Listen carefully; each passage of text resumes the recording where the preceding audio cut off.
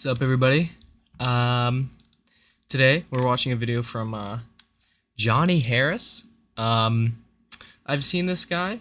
Um, I'm subscribed to him on my other account. He makes very good, like, high quality videos. So it's about like comparing 1955, where people were, um, like the middle class, I guess, comparing it to the middle class now. Um, and you got to think 55 we had the gold standard, um were we yeah, no, we still had the gold standard then, and then now we've already transitioned to neoliberalism and the big removal of the gold standard, and we've slowly moved away from that over time. I'm releasing a video on that, so that's kind of why I'm reacting to this. So 55. Here I am in 1975 and 1995, 2015, and then today. I'm going to put myself in the shoes of a middle income earner in all of these decades to answer a very important question about the United States. Is the average American better off today than they were all these decades ago? Does the typical American make more money, have a better chance of owning a home? It's an important question because this graph shows that our economy has grown immensely since the 50s.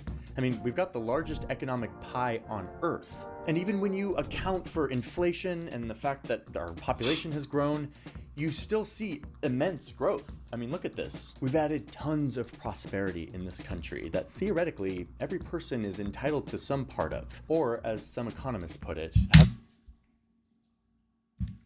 there's no inherent economic principle stating that prosperity must flow equally to everyone. Economics describes how wealth is created and how it tends to naturally flow according to markets, incentives, and institutions, but it doesn't prescribe how wealth should be distributed. Questions about how prosperity should be shared are fundamentally moral, philosophical, and political. Absolutely. Concepts such as justice, fairness, equality of opportunity, and human dignity influence how societies debate wealth distribution. has our country produced shared prosperity? When I think about how well the economy delivers, I think about how well it delivers for the people, for the workers and their families. How well are they receiving that prosperity? I'm going to show you how all of this economic prosperity we've created has been shared or not shared.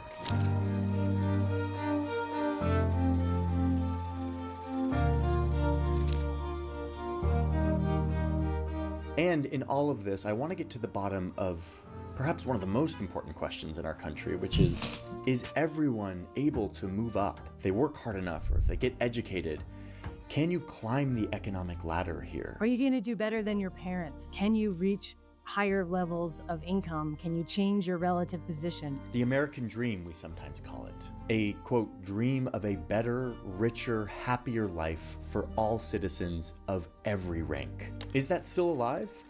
And if not, why? I believe that answering these key questions is incredibly important for the future of this country, which is why we've been deep in all of the data, and I'm going to try to lay it out as clearly as possible by traveling through time. As always, all of the assertions in this video are fact-checked and linked in our sources. So with that, let's start traveling back in time. Can't repeat the past. Why, of course you can. Okay, so I'm traveling back towards the 1950s. As we move through time, I'm going to be keeping an eye on this main graph.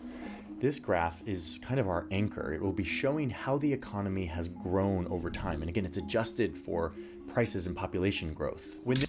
It's interesting. Like, you can see, I think was it 84, like the 80s, when, like, 70s, like when neoliberalism started, like you see that peak in like GDP, but that's like, we practically just started printing money. Like, it wasn't tied to anything. And then it was like the Bretton Woods Agreement was somewhere over here, and then we had this spike. Like, you could definitely see, like, it was kind of just there, and then it sped up, and then it sped up even more. Like, we moved away from the gold standard in like two separate like stages. You know what I'm saying? The Bretton Woods, where people started tying to the U.S. dollar and we were tied to gold, and then we just fully got rid of it. And Main yeah. graph. This graph is kind of our anchor. It will be showing how the economy has grown over time. And again, it's adjusted for prices and population growth. When this graph goes up, it means that there's more economic prosperity to go around. We're gonna see how it gets divided up. And for each decade, I'm gonna be looking at these 4 economic indicators. Am I making more money? Can I afford a house? Is this economic growth being shared equally by everyone? And how likely am I to be making more than my parents? Oh look, we're arriving to the 1950s. So it's the 1950s here in America, and I, the middle income earner, have just returned from fighting in the most devastating I just gotta say, bro, like this guy's editing style is like actually fire. war of human history. But we Americans came out on top, and our economy is booming. I work in this car factory. It's one of the many factories that was converted from making weapons to now making valuable stuff that we're shipping around the world. Our country is getting rich. I am making an average income. So my income right now is $4,400. In today's money, that's more like $41,000. We're going to adjust everything for modern dollars, in this case, 2023 dollars. Prices are Keeps higher it these fair. days, so our money's more valuable to make it all make sense. Okay, wait, pause. I'm not going to do that every single time, like talk about the inflation. I'm just going to say everything from now on in modern dollars. It'll allow us to compare a lot easier between the decades. Okay, with that, let's get all the magic going again. Pretty cool, right? Let's meet my family. So my wife doesn't work. Only a third of women did back then. And really, she doesn't need to. My factory job supports the whole family. And look, I own that home. I paid $84,000 for this thing, again in Dude. modern dollars. That's actually not that much more than my yearly salary. This That's is considered insane. very affordable. And a major reason why is because the government is helping me pay for a lot of this. And they've got the cash to do it. I mean, look at the top tax rate for the rich. So, cash to do it. I mean, look at the top tax No. rate Okay, what was that like? for the Okay, rich. 45. That was like peak of the war. I mean, I get it. Or like end of the war. Dude, that's crazy though. Like since the 40s, bro, 40s to the 60s, bro, they had the lowest out of that was an 80% tax rate. Wow. So, a booming economy and all this tax revenue means That's that the insane. government is helping build all of these suburban homes and is giving us veterans good deals on mortgages so that we can get in on the prospering U.S. economy, start building wealth by owning a home. Our returning serviceman who was starting his own business would get a financial boost from the government. Our money would be advanced to buy property or a home. We're coming out of World War II. There are Bro, if that was like a thing now, bro, paying for somebody's home just because they went to the everybody would do that. Everybody. Like that's crazy. absolutely lots of public programs. Policymakers today and back then had a lot to do with how typical workers and their families were doing. Okay, so the economy is booming. Let's see how all of this prosperity is being shared. And for that, I'm going to show you this amazing graph. I love this graph. We're going to see it over the decades, and it tells a very useful story. This is my income, the median earner. Here's the income of the top earners, and this line is the low income in America. And down here is like years. Okay, watch what happens. Ready, go. Look at this, look what's happening. All 3 of these income brackets are increasing their income at the same rate. We are all getting in on this prosperity. We are sharing the spoils of a booming economy. Nice. In the roughly 2-3 decades after World War II, we saw what I would consider broadly shared prosperity. As the economy grew, as workers became more productive, workers across the board were actually seeing gains in their living standards. This is a great indicator that income equality in the United States is good and healthy. Okay, last thing for the 1950s, let's check in on the American dream. Can I move up the ladder? There's a really nice data set for this that says that I am nearly 100% likely to earn more than my parents. There is upward motion in the economy. The American dream is alive. at least for me, which is an important caveat here. Women were mostly left out of this economic version of the American dream, and so were people who weren't white. Like Black Americans, 10% of the population, over 1 million of whom fought in the war, but upon returning were met with these custom maps that were drawn to determine where they could and could not buy homes. That's so crazy, bro. Like, that's the one thing people forget about is like, sure, there was so much prosperity, but it was like literally, it was borderline like reparations to like white people. It wasn't, but like it was definitely like there was advantages they were getting. Like, bro, they were getting the free housing advance, and then what's it called? They're literally forcing. Like, that's so crazy. They were largely left out of all of this government help that allowed me to get education and buy a home and build wealth. But if you're just looking at the numbers, the 1950s was a really good time for the median income earner. You could have a family, work in a factory. Oh, that's so like, I hate that, bro. Like, I would go insane. But that was like, I don't know, man. Be loaded with Mixed use is so much better, bro. to move up the economic ladder, thanks to a booming economy and a bunch of government programs. So now let's move forward in time to the 1970s.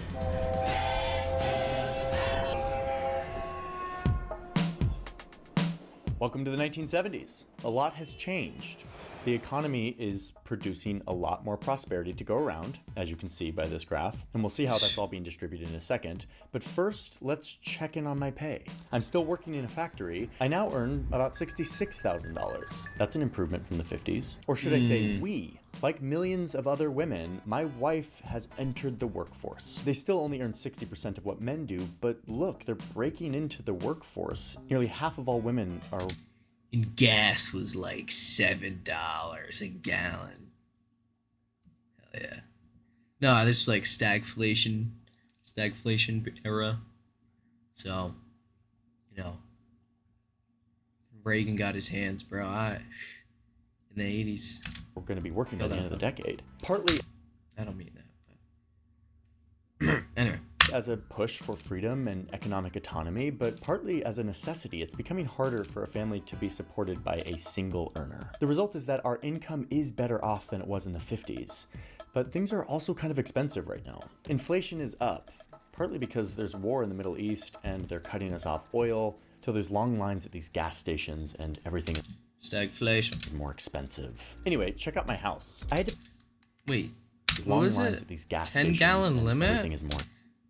That's expensive. crazy. Anyway, check out my house. I had to pay $230,000 for this house. Housing is getting more expensive, and the government is raising the interest rate to slow down inflation, which is making my monthly payment a little more expensive. Home purchasing is becoming a little less accessible to the median, but I still have this cool house. Okay, let's go back to this super useful graph that tells us how the economic spoils are being shared. Remember, that's me, the median income earner. And look, my income continues to grow at the same rate as the high income and low income earners in our country. The growing economy is being shared by these different income groups. It's actually pretty impressive how tight everything is moving together as the economy grows. Oh, and look, they've started collecting data on how much more CEOs are making than the typical employee. Let's just go back. When did it start? 65? So around 20 times. Yeah, 20 times. Look, they've started collecting data on how much more CEOs are making than the typical employee. Looks like by the middle of the decade, it's about 26 times more. Wait, are CEOs making too much? Is that bad? What do you think? Well, I know what it jumps to, so like it's really not that bad in comparison to what it is now. But if you don't know, chart as time continues, we can assess if we think this is unfair. Okay, but what about the American dream? How easy it is to make more than your parents? Well, if I'm an adult in the 1970s, it means I was born in the 1950s, which according to this data set means I'm 80% likely to earn more than my parents. I mean, pretty good. The American dream seems to be doing pretty well. So I would say that economic life in the 1970s is better for the median earner than it was in the 50s. And something that we're not covering here because we're looking at the cold hard data is that there's also a revolution happening that's making it more equal and more fair for minority groups in the United States. So these are good trends. Let's see how they continue as we move on to the 1990s. Guess you guys aren't ready for that yet. But your kids are gonna love it. To get to the 90s, we have to go through the 80s and look at all of this economic growth. The president has been very busy slashing taxes, getting rid of regulation and social programs, and rejiggering the economy to benefit businesses, making it harder for workers to gather and get leverage over their employers.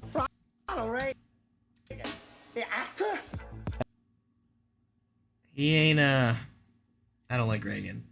I don't know if he's gonna positively talk about him. And look, we are arriving to the 1990s. He just glossed over it.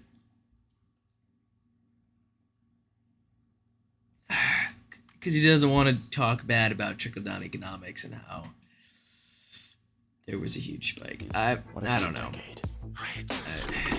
Hi, me again. I'm out of the collage world because I gotta tell you about the sponsor of today's video, because if I didn't have sponsors, I wouldn't be able to / Johnny Harris. The code is Johnny Harris, no space. Get back into the 1990s.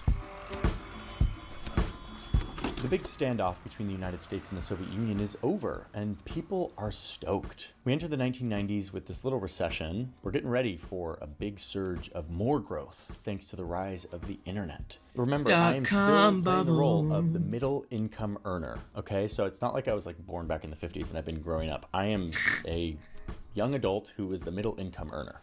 How am I doing? So I still work at a factory. America is still a manufacturing powerhouse here in the 90s, though that is literally right about to change. I wish I could warn myself. My household brings in $76,000 a year, which is definitely better than the 50s and 60s, but you can kind of see that things are flattening out. And in fact, I'm not making that much more than I was in the late 70s. Check out my cool 90s house. It cost me $273,000. That's almost 4 times our yearly income. Way more expensive than in the 50s. Housing is getting a little less affordable. Okay, the economy's doing well. How are we sharing all of this economic prosperity? Remember, we started back in the 50s and we saw how the high income, the low income, and me, the middle income, we all saw similar growth in our income gains. We all got in on economic growth. Oh, he's about to drop That it. continued through the He's about to 70s. drop it. Oh, wait, look what happens right here. Whoa, Reagan! they're diverging. Wow. It's around the 1980s when you see the top Okay. earners start to I pull thought away he's from the rest of gotta- us. Their income is going up faster than mine, and my income is going up a little faster than the low-income population. Okay, that's unsettling. I liked it more when they were all kind of on top of each other, growing at the same rate. We'll keep an eye on this graph, but there's a bunch of other graphs starting to come out. Another divergence happening on how productive the economy is versus how much I get paid. They're both going up at the same time. I'm more productive, I get paid more, cool. But around the same time, the same split happens. My pay starts to flatline, even as productivity continues to go up. So then there's this period that starts around 1979 in the early 80s, where we see this pulling apart between economic growth and what typical workers and their families receive from that economic growth. So who's getting in on all this extra productivity? This growth that's happening in our economy, if not me? Well, let's check in on those CEOs. So remember back in the 70s, CEOs were making 25 times more than the typical worker. Kind of seems like a lot. Let's see what happens here. Oh my God, look at this. Okay, whoa, by the end of the 90s, CEOs are making almost 400 times the typical worker. And I thought 20 times was a lot. Those at the top are receiving much larger shares of that growing economy than those at the middle or at the bottom of the wage It's distribution. terrible. So that pulling apart, that increasing economic inequality is apparent no matter how you look at it. That pie is going increasingly to the very top. Okay, but isn't inequality often seen as a byproduct of rapid economic growth? Could this be a good thing for our economy? Yes, people are getting really rich really fast, but it's because they're innovating and making our economy more productive. And plus, everything I've shown you is before taxes, guys. So the rich pay a lot of taxes. Okay, so let's see what happens to the income of the rich people after taxes. Here we go. Oh, okay. Well, The taxes didn't do that much. There's something going on here. The rich are getting really rich really fast. I mean, It's like it looks like you don't think about it, but that looks like that's wild, bro. there's something going on here. The rich are getting really rich really fast. I mean, what these lines all show is that 1980 was kind of this inflection point in our economy, where the top earners kind of started to get in on most of the prosperity. And yes, there are economists who argue that inequality isn't bad for an economy. It actually spurs growth and investment into the economy, and eventually that raises all boats. It trickles down. And advocates for this way of thinking say that we shouldn't focus on inequality, but instead on poverty reduction. Okay, poverty reduction? How we doing? Poverty plummeted after World War II, but you can see that at this time, like 1980, when inequality starts to get really bad, poverty basically stays the same, goes up for a big series of years. So this is concerning, and this is my interpretation of the data. I'm sure some of you have very different interpretations, and I would love to see you down in the comments. Anyway, let's check in on the American dream. America's all about big risk, big rewards. So yeah, inequality's happening, but like if you can go from rags to riches, maybe that's very American and okay. If I was born in the 1970s, I'm now an adult in the 1990s, and the data says that 59% of us born to the middle income will out-earn our parents. So that means that 40% of my peers here in the middle income will earn the same or less than their parents, even as we are seeing all of this economic growth. I mean, you can see this trend here. The American dream of being able to move up the ladder is becoming less and less a reality for a bigger and bigger portion of the population. Okay, so that was a big change from all the trends. Let's see what happens next.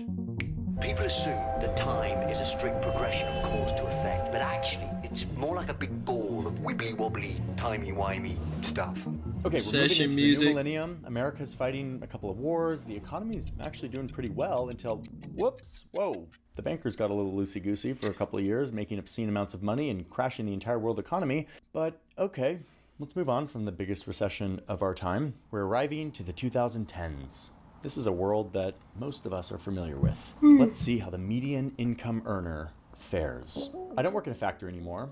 All of those jobs have dried up and been shipped to Asia. So I now work as a middle manager at an insurance company, and my household income is $81,000 a year. Which is, wait a minute, same as 1997, but wait, during this same 13-year period from 1997 to 2010, the economy grew by this much. I mean, that line's going up. The economy's making more stuff, there's more prosperity. Crazy. Even when you adjust for inflation per capita, the economy grew.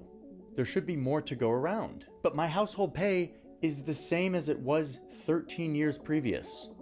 Why? Well, we'll see in a second, but first, let's talk about my house. I always love talking about my house.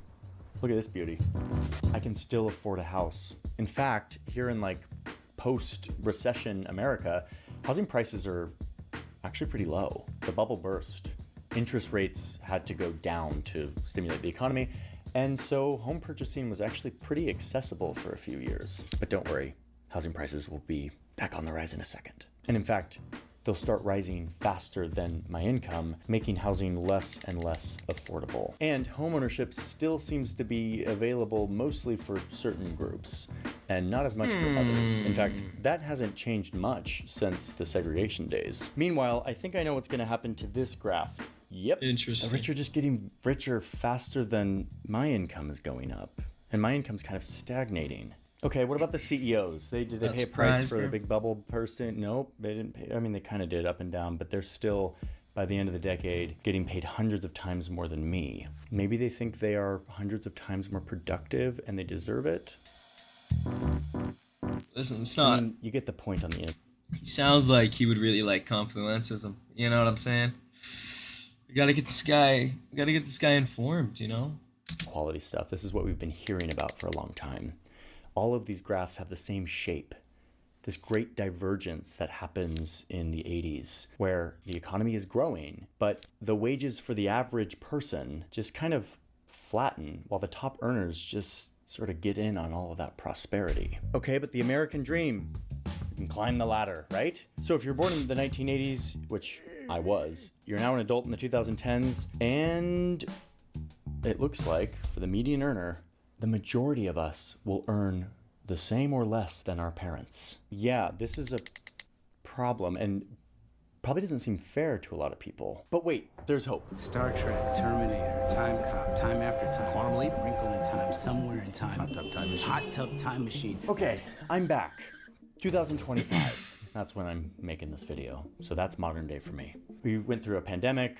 The economy kind of got freaked out for a little bit. And the median income earner actually started to see some gains after years and years of flatlining. So you do see some potential movement here, some hope. But let's get back to the original question that we started this video with. Is the average American better off now than they were back in the 50s and over these decades that we talked about? In a lot of ways, the answer is yes. Especially if you are a woman or not white, then the answer is yes, at least in terms of economic opportunity. But what we've seen on this journey is that the American economy has produced an incredible amount of prosperity and growth over these last 7 decades. And that was shared broadly by all of us for a time. But in the last 30, 40 years, the data is very clear that the fruits of the economic growth these days have not been broadly shared. One group is collecting most of the growth.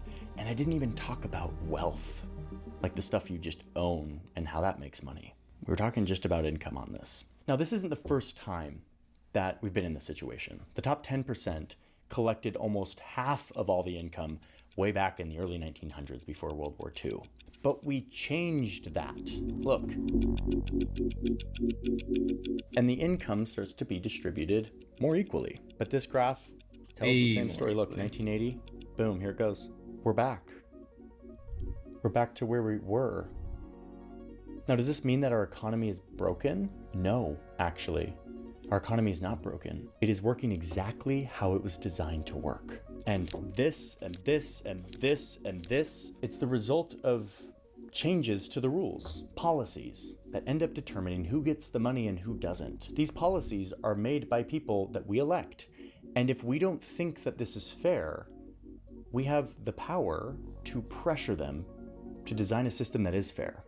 Confluencism! Listen, if you're new to the channel, you have to watch my videos. Simple as that. I'm not really going to talk about it in this video just because it's a reaction. Please, I implore you, even if you disagree with me, I want you to leave a comment, you know, because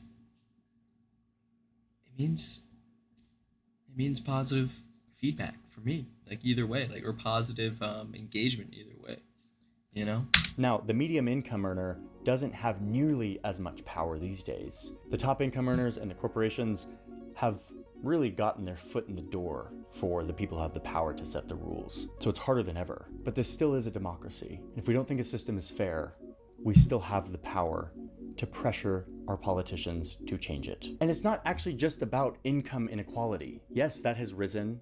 The rich get richer much faster. It's also about the American dream, this idea of being able to move up. If you get educated, if you work hard, as inequality has gone up, the American dream has gone down. These graphs are built on robust data, and this is the story that it tells. The rungs of the economic ladder have gotten wider and wider apart. And that American dream, ironically a term coined by a rich investment banker born into a rich family in New York City, that dream is looking more and more like a myth. Just going back quick, I was just thinking about this. You can see over time, right, as they get more money, there's like this diminishing return on how much they make in comparison, literally proving to you that trickle-down economics does not spur innovation, and it's all bullshit. That dream is looking more and more like a myth. And this is a really good video. Very, very, very good video. Well, please subscribe to Johnny Harris. This shit was fire. Peace.